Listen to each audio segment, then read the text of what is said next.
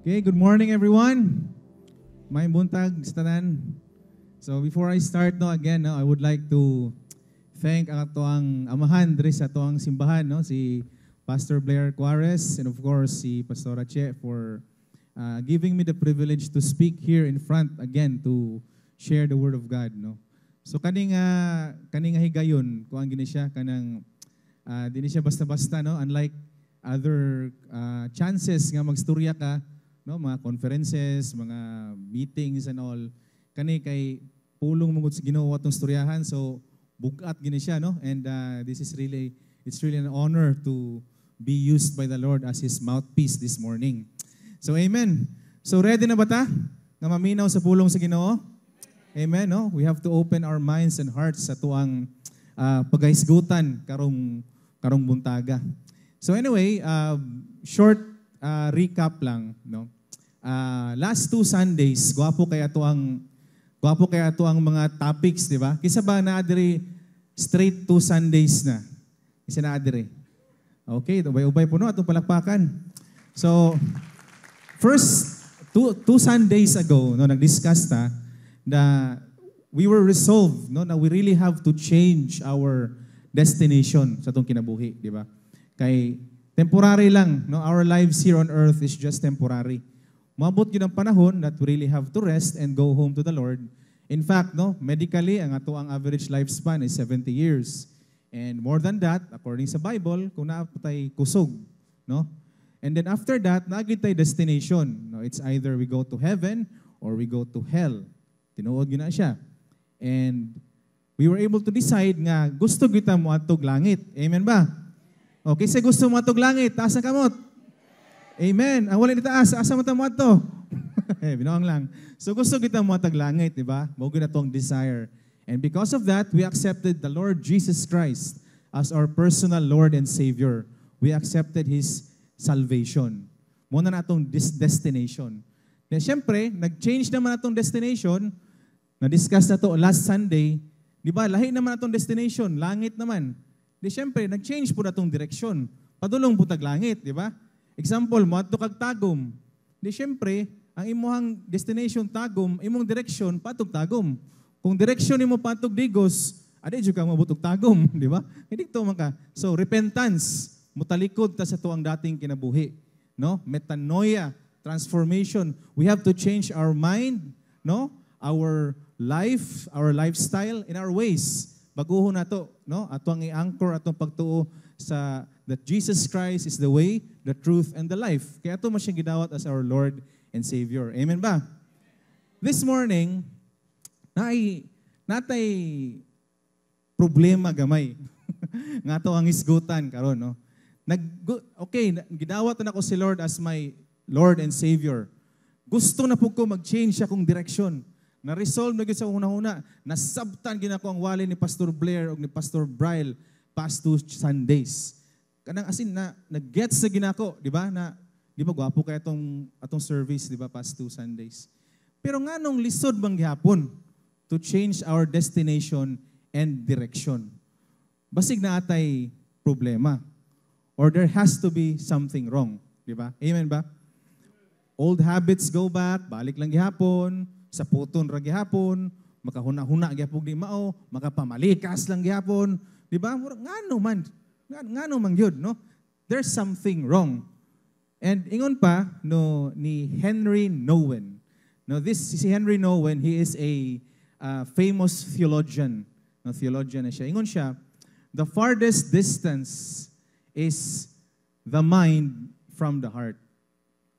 Dili siya literally, ha. Kay duol ra man gyud, naraman yung mind dire, for yung heart dire. Pero ang farthest distance daw is ang hunahuna o ang kasing-kasing. Kay doon naman ko yung mga higayon, there are times nga mag-disconnect ba? Kasulay na batana. Even dili sa tong spiritual life. Hunahuna na ka, okay, magtukod kog negosyo, kay gusto ko madato, okay. Pero alanganin naman akong kasing-kasing, murag hadlok man ko, duha-duha man ko. Di ba? Gusto ko mo paduol sa Ginoo. Gusto ko mo simba taga Domingo. Gusto ko mo active sa ministry. Pero murag alanganin man akong heart, murag maulaw man ko. Di ba? Amen ba?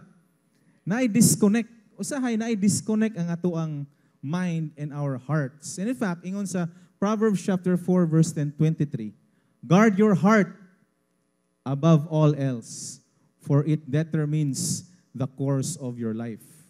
Ang other translation, guard your heart because everything flows through it. Literally, tinuod yun na, no? Tanan natong dugo, muagi sa tong heart.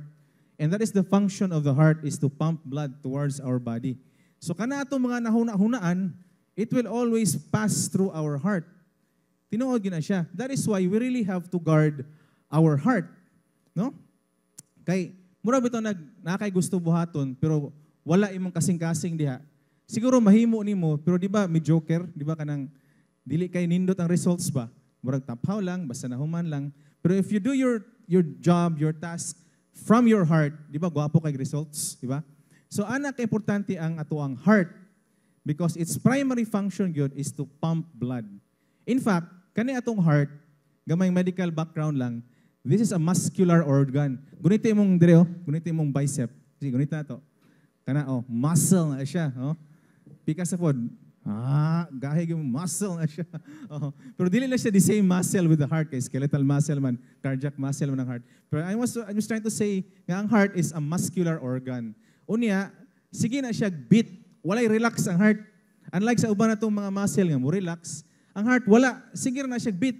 Dub-dub, dub-dub, dub-dub, dub-dub, dub-dub. Di po di mo relax ang heart. Kaya kung mo relax atong heart, patay ito mo relax atong heart. So muna atong organ nga, sige lagi na siya trabaho. Nag-start na siya beat from 3 weeks of pregnancy sa taguangkan sa tong mama. Munang ako, personal lang ako niya, this is not a medical, namangoy medical issue ron nga abortion daw is permissible within less than 5 weeks of pregnancy, kay dili pa daw viable ang baby. Pero ang pitik sa kasing-kasing, magsugod mag 3 weeks. So, questionable, di ba? And in fact, ako personally, I believe, nga ang kinabuhi sa tao, mag-start yun upon conception. Pagsugod sa sperm o egg, pagsugat niya, ang tibuok DNA sa pagkatao, tibuok pagkatao nimo, naa na diha. Monang, I don't really agree with that concept. Now, going back to the heart, no? Muna siya, sige na siya pump, 3 weeks of pregnancy, hantod sa katapusan natong ginhawa, magsigir nagpitik imong kasing-kasing. Ana na siya importante. Amen ba? Ingnan mo katapad, guard your heart. Because upon, guard your heart. And because we want to guard our hearts, naikalaban ang heart. Naikalaban ang heart. No? Naikalaban ang atong heart. Okay, listen to this. Naikalaban ang atong heart. Sige na siya pitik. So, dapat kabalo taon sa'yo makapasakit anak niya. Okay? So, there is such thing as kaning ginatawag na tong atherosclerosis. Sige daw, be. Repeat after me. Sige, pero pag kumandri, mabright ta ba? Di lang ta ma-encourage kay Lord. Mabright po ta. Sige. Atherosclerosis. Alright. Unsa nang atherosclerosis? Natin picture diha, Kanang atherosclerosis, dili na siya bigla. Di na siya bigla. Long term, hinahinay na siya. No? Lechon dire, humba dito, sisig dire, fried chicken dito, French fries dire. Ano na siya? Niya, wala exercise. Di ba? Tapos, magpa-check up sa doktor. Dok, mo lagi, Dok. Gahi lagi kong ulo, Dok. Kaon kaya po kong bawal, Dok. Niya, akong tambal, di kaya po na ko inumon, Dok. Katawa-tawa. Si doktor, katawa-tawa po. Pero ang una-una, doktor na, kalami, bakusiyon yung pasintihan kaya ulo. So, ibig sabihin, hinahinay na siya. Long-term deposits na siya o mga fats. Ito ang ugat nga nag-supply og dugo sa itong heart. Kadugayan, hidden po na siya. Long-term, hidden. So, makabalo na sa mong heart. Sige na makakaon. Kaon. Makabalo. Nalaman na si mong heart. Hidden na siya. Long-term, hidden, and sometimes, of course, di na ito gina-confess kay Doc, no? Di mo kung pa-check up kay, bawaan pala ko na ko'y sakit, dagang kay kong tambal, mahal kayo, di ba? So, sometimes it is, di na ito gina-reveal. It's hidden, di ba? And it's in secret. So, eventually, magtapok ng taba diha, mubuto na siya, mag-form siya blood clot. Unya, ang dugo nga padulong sa itong kasing-kasing mabarado, mo nang mo result into another medical term, Myocardial, repeat after me. Myocardial infarction. MI, in short, heart attack. Patay. Kalit. Pwede ka ma-save? Of course. Pwede po nga. Makita na ni Lord sa langit. Oh. Heart attack. Mo na may tabo. No? Sa ito ang spiritual life, mga igsoon, naputay yung ani. Kaning ginatawag na itong spiritual atherosclerosis. Oh? Di na ito, ipapronounce kaya humanam kanina. Napoy problema, napoy yung ani. And it is called unforgiveness. Sige, repeat after me. Unforgiveness. Walay pagpasaylo. Walay pagpasaylo. Kaning, amen. Kaning unforgiveness, atherosclerosis of the spirit. Mura po katong lechon dire, humba rito, sisig dire, barbecue rito. Inaani po ni siya. Nasakitan ko sa una, na-hurt ko sa una, bata pa ko, idako na ko, wako gipapil dula, ako ison, wa gini klaro, paborito gini siya sa kong mamog papa. Kanya akong katrabaho, wa gini, daog-daog jud ko. Hurts ba? Long-term hurts. Sige lang deposit ba? Sige lang deposit. Unya, hidden po siya. Napoy mga hidden sins. No? Hidden sins ba nga, wa man kabalo, wa may nakakita. Di ba? Ako rin tanawan ng porn, wa may nakita. Di ba? Ako rin magsilip-silip ani mga kuan, wa may nakakita. May nakita, God saw that. Di ba? God saw that. Sa mong office una sa residente pa ko. Busy man kay tanan. So, pwede dyan kayo magbinuang ka dito. Sa kalagot sa mga chief president, nagbutang na lang siya papel dito. God saw you. So, okay. Makonsensya na ka mo. Sige, muna akong report kayo. God saw you. So, muna, no? Hidden ba? Tago. Ikatulo, mga offenses nga, wala ni mo gisumbong sa imong doktor ba? Wala na to gi-confess kay Lord. No? Mga sala ba nga, paliban lang nimo. Wala na to, sige lang. Yeah. We went on with your life after 50, 30 years, 20 years, 10 years. So, wala na. Gikalimtan nimo. Pero kung wala nimo na gi-confess o gipangayo pa sa ilo, wala na, kalimtin the Lord. Pero kung ma-confess mo na, kalimtan po na niya. Amen?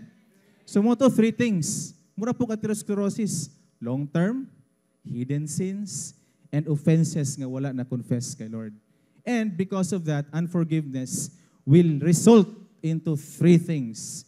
Number one, you have an old and broken heart. Old and broken heart. No? Karaan na ba? Kanang worn out ba? Worn out heart.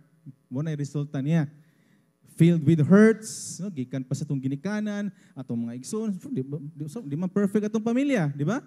Sila po, na-encounter po kinanang kinabuhi. Tapos, pains from the past, no? Kibulagan kasi mong uyab, 15 years old pa ka, nag-40 na lang ka, sige po ko na huna, grabe gitong gihimo yan sa kuha. Gibuhat na kong tanan, pero wala gyapon sa man to. Sige po kag stocks Facebook. Minyo na siya no. Muna. Amen ba? Pains from the past and sins from the past. No? Mga sala ba? Nga tong maulaw bitaw ka magunahuna, no? Ulaw na unaon ba? Bisag kay Lord di mo masulti kay ulaw kayo. And that's really true. Naagi na siya. Unya, second, unforgiveness will result into a stony heart. Pusong bato. Di ba? No? Pusong bato, hard, stubborn, no remorse. Katong surgical resident pa ko sa una, mo na akong orientation, wala po gitulo sa mga, pero muay pagkabalon ako nga dapat, kung surgeon ka, no remorse, isog juga kayo, ana. Pero as I went on with my career, na-realize ako, dili na dapat, you have to be more empathic. No? Kabalo kasi mong pasyente, sabto ni mo holistically yung sitwasyon. Sa una, sakit lang yun. Operahan ta ka, bahala ka. Ana, pero dili na dapat inana. Stony heart, no? Ikatulo, you have a non-responsive heart. Muna ni. Wapo kayong topic last Sunday. Change destination. Change direction. May effects ko, wala. Wala magyapon. Kung kumandiri, uli kong balay. That's it. I'll go on with my life. Ganun na naman. Paulit-ulit. May effect. Niya, i-welcome ko. Join tag life group, Brad. Okay lang. Kung join pod, okay ra pod. Mo absent, okay ra pod. Wala lang.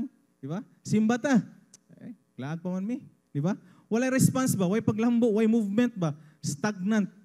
And that is a result of an unforgiving heart. Amen? Amen? Naminga man tanong? However, this is the good news, mga igsoon. Sige, ingnan mo katapat. Good news! Yan. Ingon pa sa Ezekiel chapter 36, verse 26. I will give you a new heart, and I will put a new spirit in you. I will take out your stony, stubborn heart and give you a tender and responsive heart. Uy, naaday solusyon. Amen ba? Katoy mong pagka-stubborn, pagka-hurtful, pagka-tanan, naaday na solusyon. Amen? Dili na forever. Ingnan mo katapad, dili na forever. Naay solusyon, no? So, short context ani nga verse. Katuning time nga mga Israelites na exile sa Babylon, tungod silang kagahi, gulo. Tungod silang pagka-rebuilde, pagka makasala, suko ng Ginoo sila. Oh, hawa mo na sa Israel, dito na mo sa Babylon, exile mo dito. And after how many years, gingnan sila ni Lord ani through the prophet Ezekiel, naapay pag-asa. There's hope. Amen. Sige, ingna, there's hope. There's hope. Amen. But pasabot, pwede pa dahil na transformation, no? No, ang nation can be transformed by transforming our hearts. Munang kanina itong nasod sa Pilipinas, napagini pag-asa if all our hearts are aligned with Jesus. Amen ba? Amen. First thing to do, number 1, God forgives us to give us a new heart. Amen? Kana ba itong fresh start, di ba? Di ba, ayos kinang murag kanig fresh start, kanang murag bago ba, reset ba, no? Yeah, di ba kung makasuot kag brand new, no? Brand new car, brand new watch, brand new shoes, brand new shirt, di ba murag okay kayo? Di ba? Lamig kayong paminaw ba, no? God can do that sa itong kasing-kasing mga igsoon. Kana imong heart nga murag pwede na pulihan sa Ginoo. The Lord can change that. Amen. Oh, di ba? Unsa tong buhaton, we have to repent. Katong giingon kas last Sunday, we have to ask for forgiveness. Pero when we say we repent, of course, kinahanglan naagid ka baguhan sa tong kinabuhi. Dili gid siya basta lang nga nagsorry lang ka, no? We have to change our lives also. Naagid siya manifestation sa tuang kabaguhan. Because God is able to give us a brand new heart. Amen. Sige, isulti, brand new heart. Amen. Ingon sa 1 John chapter 1 verse 9. But if we confess our sins to him, no? Real talk with the Lord ba? No, real talk ba? Lord, sorry kay Lord ha. Sala jud ko ba? Mali gyud ako to ba? Sorry jud kay Lord, pasaylo ako. Di na gyud ako usbon, Lord. We confess ba? Lord, sorry kay gyud Lord ha. Nang libak na pugo sa mong silingan, Lord. Sorry kay Lord ha. Imbis isa lang kalitson, naduha man, Lord. Sorry kayo, Lord. Saylo ako. Sorry kayo, Lord. Kana lang yun, humble enough to accept that we are nakasala ta, mga itagpasaylo. Hindi na ito usbon. Simple ra jud kayo. And He is faithful to forgive us. Pasayloon jud kaniya. Amen? Pasayloon lagi ka. Ino man katapad, pasayloon lagi ka. Oh, di alanganin lagi. Pasayloon lagi ka. Ino man katapad. Oh, na. Pero, forgive us our sins and faithful and just. Dili po pasabot no, pasaylo ang Ginoo, magsigyan ta pakasala kay pasaylo ra magyapunta. Just po ang Ginoo. Nagi consequence sa to mga sala. Di ba? Giingnan ta, dapat ayha na ka maminyo, ayha na ka manganak after nakasal, nakapundar na kagtarong. Minyo gyud, nanganak gyud, nangayog sorry, ipasaylo sa Ginoo. Pero nagi po consequence. Na naman natong pamilya, then we have to adjust our lifestyle na yung mga butang nga di na nato ma-enjoy, kaya na may consequence, di ba? Because God is also just. This is not a ticket for us to murag unlimited kang pakasala kay pasayloon naman po ka. Dili, na ay consequence nga to ang ginahimo diri sa kalibutan. And cleanse us from all the wickedness. Kanitong tandaan, no? Cleansing sometimes hurts, di ba? Sakit usahay ang cleansing. Kay murag habwaon ka ba? Limpyuhan kang tarong bitaw. So the Lord will really cleanse us from all our wickedness. Pero usahay, o di ka siguro usahay, bro, most of the time siguro, sakit yun. Nadyo kay dapat buhian, na kay dapat bulagan, na kay dapat biyaan, na kay dapat i-drop, na kay dapat i-sacrifice, because it's part of God working in you, cleansing us from our wickedness. Amen? Number 2, we must forgive others. Wow. Di na siya sa yun, no? We must forgive others. So before I proceed, no, kani we must forgive others. Maminaw tag isa ka short testimony, no, on about forgiving other people from our brother here in the church. Sige, I would like to call on our brother Gilo to give us a short testimony about his life in forgiving others. Atong palakpakan.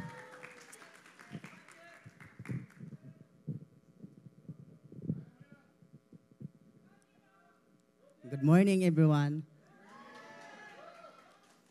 Share lang din ako ang bad o sad experience for the past year. This is about letting go and forgiving someone who abused me and betrayed me. Na ako'y girlfriend sa una for more than 10 years. I love her so much. Grabe akong pagsalig yun niya sa tanang bagay. Nagtuog yun ko nga siya na yun akong mapangasawa. Pero, niabot ang panahon na wala na ako i-expect. Nag-cheat siya sa kuha, dili lang kaisa, kundi 3 times yun siya nag-tridor sa kuha. Dili lang kay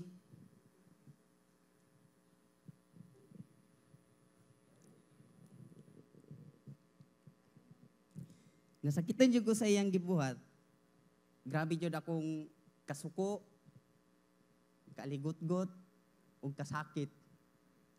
Nga walay kabutangan sa kalagot niya. Nakasulti ko nga di jud na ko siya mapasaylo. Nagbulag yun me, gi-give up na ko among relasyon, depressed kayo ko, nadurog yun akong kasing-kasing sa kasakit sa iyang gibuhat. One Sunday, gi-invite ko sa akong mga igsoon na mag-attend diri sa church. Timely kaayo ang message nga gi-share ni Pastor Blair is about forgiving or pagpasaylo. Grabe jud akong hilak. Pero nag-ampo jud ko, Lord, tawangi ko na matanggal akong kalagot ani na tao. One weekend, ang church na i-organize nga retreat called Wed Weekend. During sa retreat, I encountered God and I also encountered myself. Ipasaylo na ko akong sarili, bug nag-decide ko to forgive my ex-girlfriend. Nakikita ko sa iya sa personal, ako siyang gistoryahan. Ako siyang gilit go, apil akong kalagot, para dili na po kong mag-struggle. We part ways, nga grabe kagaan sa akong gibati. Hallelujah. It's all by the grace of God, nga nahimo na ko ang pag-forgive, gihimo po na ko ang pag-forgive, para mahimaya ko si Lord sa ako ang life. Brothers and sisters, let me say, nga bisan unsa di ay nato kalagot sa atong isig katawo or nakasala sila sa tuwa, pinaagi di ay sa grasya sa Dios, kaya di nato sila mapasaylo. Lahi ra gyud pag si Lord ang muhatag sa tuwa og tinuod na kalipay sa tong kinabuhi. Nagpasalamat ko sa akong mga igsoon nga nag-invite sa Quadria ug nagdala diriya sa church. Even kay Doc Hines, salamat sa iyang pag-counsel o pag-pray sa ko. Dok, thank you. Sa wala din nakaila, ako dahil si J-Lo, madaugon diya sa Ginoo.